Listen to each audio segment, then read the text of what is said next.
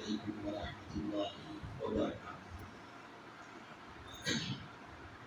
இன்று ஜும்மாவுடைய நாளாக ஒரு துவாவை கற்றுக்கொள்வது அப்படிங்கிற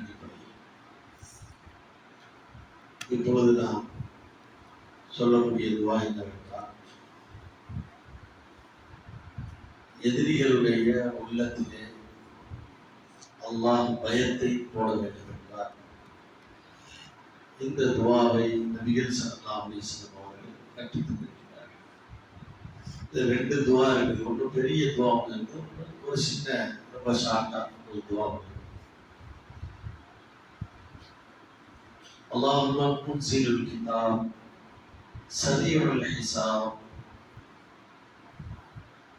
அல்லாஹும்ம முன்ஸிலுல் கிதாப் சரீஉல் ஹிசாப் யஹ்ஸிமுல் அஹ்ஸாப்.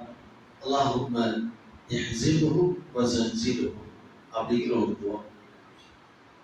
அல்லாஹும்ம முன்ஸிலுல் கிதாப், வேதத்தை இறக்கியவனே, சரீஉல் ஹிசாப், சீக்கிரமாக கணக்கு தீர்ப்பவனே, யஹ்ஸிமுல் அஹ்ஸாப், எதிரி படைகளை துவம்சம் செய்பவனே, யஹ்ஸிமுஹு வஸல்ஸிலுஹு, அவர்களை நீ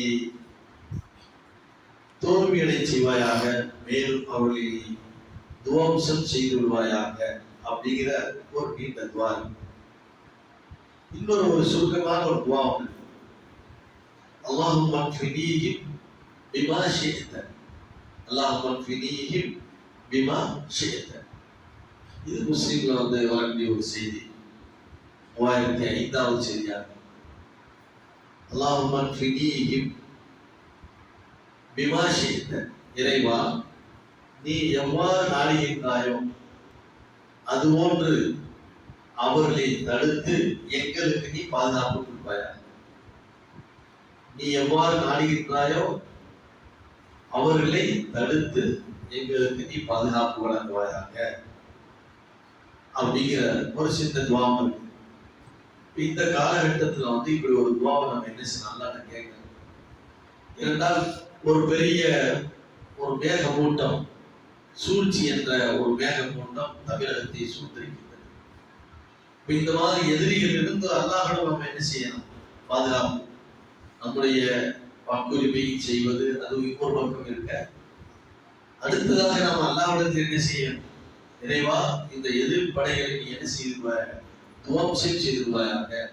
வேதத்தை இறக்கியவனே, கணக்கு சீக்கிரமாக தீர்ப்பவனே, எதிரிகளை நீ துவம்சம் செய்பவனே, இவர்களை நீ துவம்சம் செய்து அவருடைய உள்ளத்திலே நடுக்கத்தை ஏற்படுத்துவாயா என்ற இந்த துவாவை கேட்கலாம்.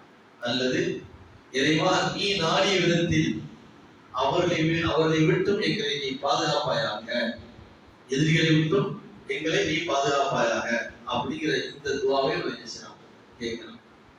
அல்லாஹும்ம ஃபினீஹிம், சொல்லுங்க, பிமா ஷிஅத.